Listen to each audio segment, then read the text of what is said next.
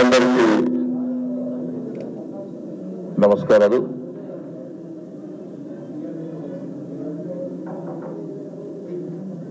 ఈరోజు ప్రత్యేకంగా ప్రజాస్వామ్య వ్యవస్థలో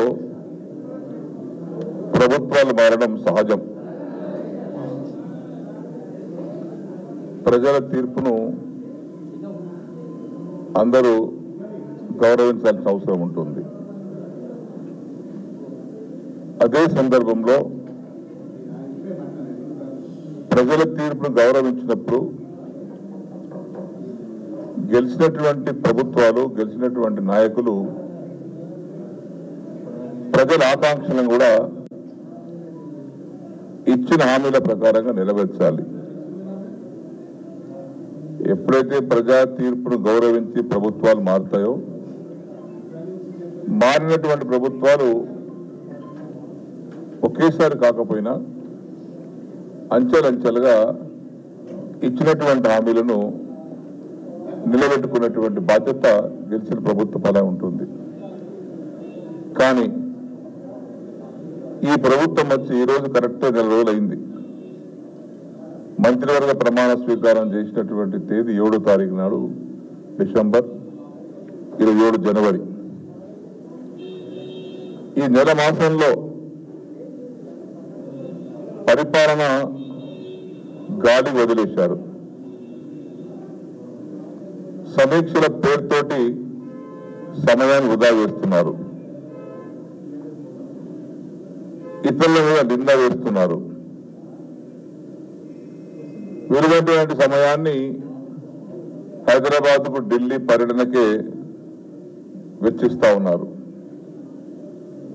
అంటే తెలంగాణ వ్యాప్తంగా ప్రజలకు ఏ హామీలు ఇచ్చారో దాన్ని నిలబెట్టుకోకుండా తీవ్రమైనటువంటి కాలయాపన చేస్తా ఉన్నారు. అది కనబడుతూ ఉంది. కొత్త ప్రభుత్వాలు దేవుడు, కొత్త పథకాలు, ఉన్న పథకాలు రద్దు చేస్తా ఉన్నారు. రైతు బంధు దిక్కులేదు. ఇప్పటికీ కేసీఆర్ కిట్ బంధు, కేసీఆర్ న్యూట్రిషన్ కిట్ బంధు, కళ్యాణ లక్ష్మికి ఇప్పటికి మాట లేదు. ఈ అనేక కార్యక్రమాలను రద్దుపరుస్తా ఉన్నారు. ఎస్డిఎఫ్ నిధులు, కాన్స్టిట్యూషన్ డెవలప్మెంట్ ప్రోగ్రామ్ నిధులు,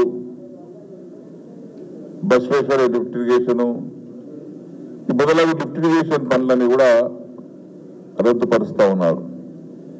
ఏ ప్రభుత్వం వచ్చినా గత ప్రభుత్వాలు తీసుకున్నటువంటి నిర్ణయాలను గౌరవించి వాటిని అమలు చేస్తూ, నువ్వేదైనా కొత్త హామీలు ఇస్తే వాటిని అమలు చేసేటువంటి ప్రయత్నం చేయాలి. కానీ చాతగానితనాన్ని నిరూపించుకోవడానికి కొత్తదేం లేదు. కానీ ఉన్నవి రద్దుపరుస్తా ఉన్నారు. ఉదాహరణకి ఎలా గృహలక్ష్మి పథకం మొదలైంది పోయిన గవర్నమెంట్ లో.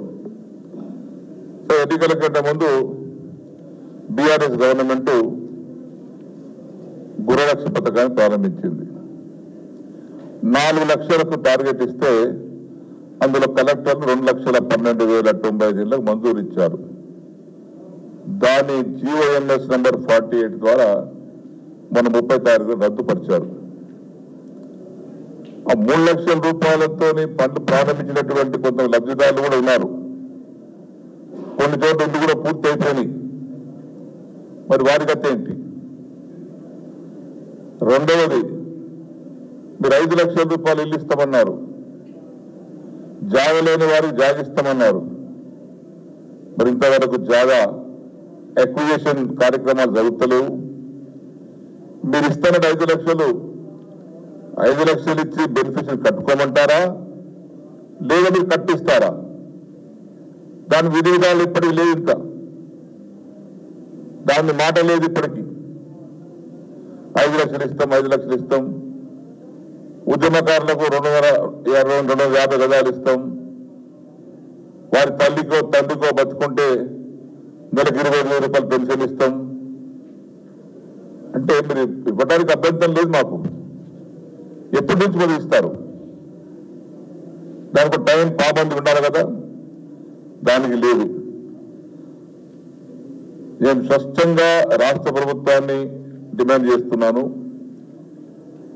టీఆర్ఎస్ గవర్నమెంట్ ఉన్నప్పుడు 3 లక్షల రూపాయల గృహలక్ష్మి పథకాన్ని కొనసాగిస్తారా, లేదా దాన్ని మీరు 5 లక్షల రూపాయలు ఇచ్చి ఆ 3 లక్షలు కట్టినటువంటి ఒక ఏరియాకు అదనంగా కట్టించడానికి అవకాశం ఇస్తారా?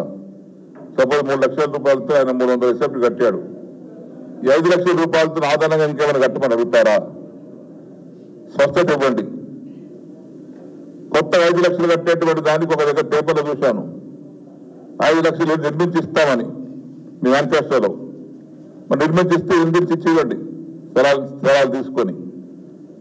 అది ఇంకా మొదలు కాలేదు. అంటే ఒక్కటంటే ఒకటి కూడా కేవలం ఉచిత బస్సు, అది నాన్ ఫైనాన్షియల్ కమిట్మెంట్. ఖజానాకి డబ్బులు పోయేది, తక్షణంగా డబ్బులు పోయేటువంటి అంశం కాదు అది.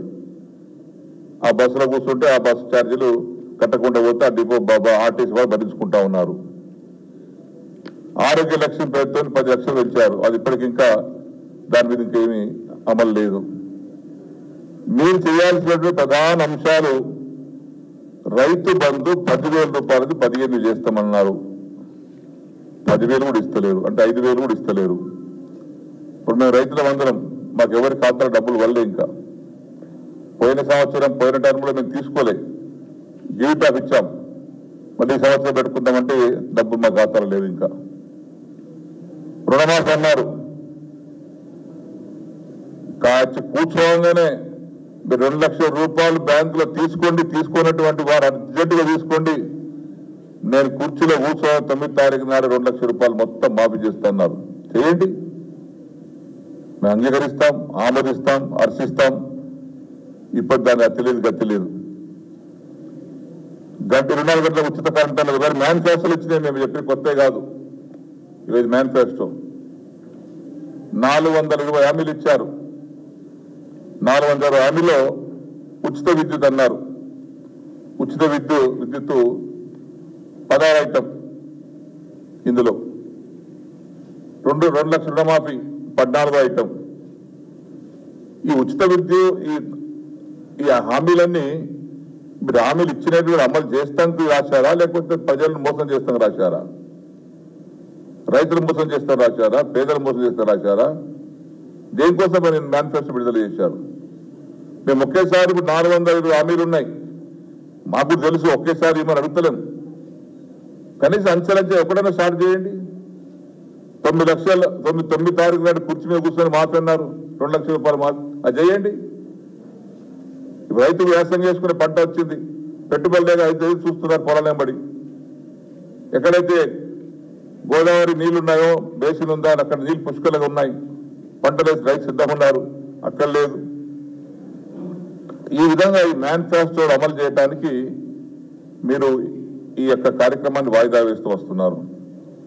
అదేవిధంగా సరే, ధాన్యం అయితే అందరు రోజు చెప్తా ఉన్నాం, 500 బోనస్ ఇస్తాం, సంతోషమే, ఇవ్వండి. వ్యాసంగా వస్తుంది. కేంద్ర ప్రభుత్వం ప్రకటించే ధర కంటే 500 ఎక్స్ట్రా అన్నారు, ఇవ్వండి.